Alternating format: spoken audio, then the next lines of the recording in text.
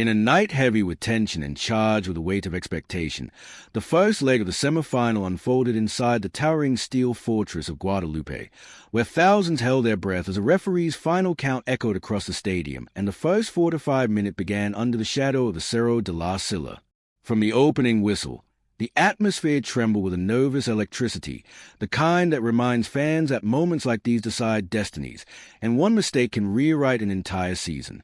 Monterrey and Toluca stepped onto the field not just as rivals, but as two teams carrying the hopes, fears, and pride of their supporters, and every pass seemed to carry the emotional force of city in suspense.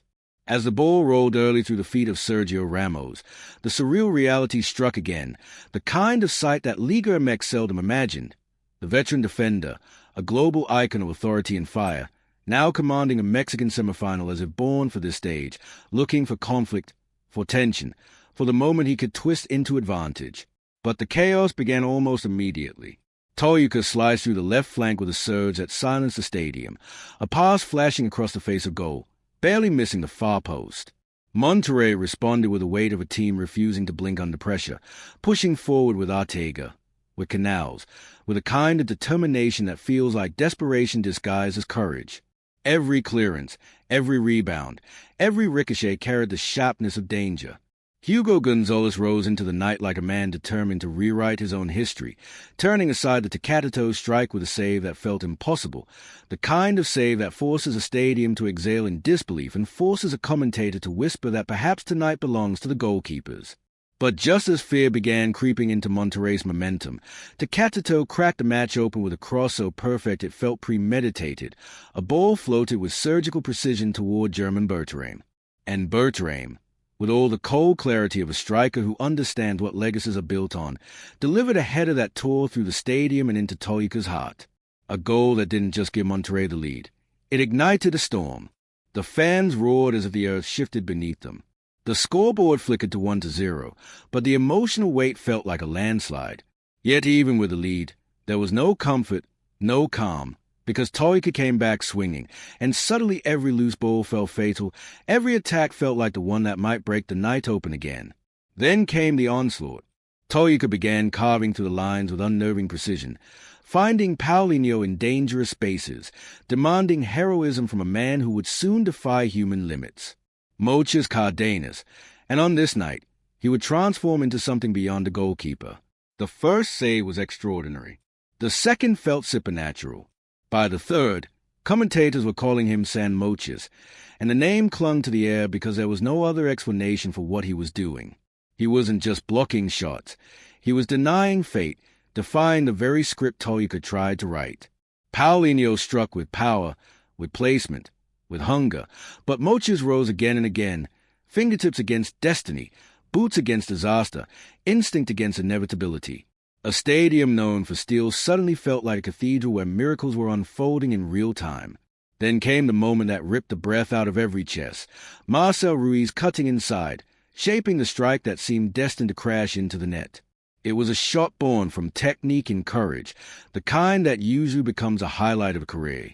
But Mochis reached, stretched, flew toward the impossible, nudging the ball onto the post before Chavez cleared it off the line, a sequence of violent emotion that people stood frozen, hands on heads, unable to process what they had just witnessed. You could feel the panic in Rados, the disbelief in Toluca, the heartbeat of thousands pounding through the stadium walls. San Mochis, protector of Monterrey's dreams, keeper of hope in a semifinal balanced on a razor's edge. With every save, with every desperate dive, he carried a team, a fan base, a season. The fear in the stadium turned into prayer, and the prayer turned into gratitude, because without him, Monterrey's destiny would have shattered before their eyes. As the final seconds bled away, the referee's whistle cut through the air like a blade. The match ended abruptly, brutally, leaving both teams trembling in the aftermath. And Monterrey, battered but alive, walked away with the slightest advantage, carrying a 1-0 lead to the Bombonera while the world still struggled to understand how the night had not ended in disaster. And yet, even as the stadium pulsed with the raw electricity of survival, there was something heavier lingering in the air, a quiet understanding that what had happened tonight was not normal, not routine, not merely a semifinal. It felt like a night carved out of destiny itself, a night where every heartbeat carried the weight of season and every misstep threatened to collapse everything Monterrey had built. You could see it in the faces of the players as they walked off the pitch. Faces drained not just of energy but of emotion. Faces carrying the silent fear of knowing that the battle was nowhere near finished. The 1-0 advantage felt precious, yes, but fragile, trembling like a candle in a storm, because Toyota had shown enough fire to burn through it at any moment. And behind that thin margin stood one man, one pair of gloves, one name echoing through every corner of the steel giant, Mochis. The shock of his performance rippled across the stadium in waves. Supporters who had come expecting goals and dominance instead found themselves whispering prayers of gratitude for a goalkeeper who had stepped into the line of fire and refused to fall. Every save had been a story, every dive a rescue mission, every collision with the ball a command of destiny that Monterrey would not be undone tonight. There was a trembling admiration in the stands, the kind that turns a player into a legend long before his career ends. Some fans still stood frozen in disbelief, replaying in their minds the impossible sequence of deflections, blocks, and fingertip miracles that had kept the scoreboard from betraying them. Others simply placed their hands on their heads and laughed in relief, the exhausted laugh of people who had been dangling off the edge for far too long. And yet the fear was not gone. If anything, it was sharper now, because Toyota had tasted vulnerability. They had cracked Monterrey open more than once, slicing through the midfield, dragging defenders out of position, creating chances that should have broken the match apart. Paulinho's relentless pressure, Marcel Ruiz's precision, Castro's intelligence, Gallardo's surges from deep, all of it formed a storm that Monterrey could barely withstand, a storm that, without the intervention of San Mochis, would have rewritten the night entirely. The players knew it. The fans knew it. The coaches felt it in their bones. This was not domination. This was survival. Raidos walked toward the tunnel with a mixture of pride and dread etched onto their faces.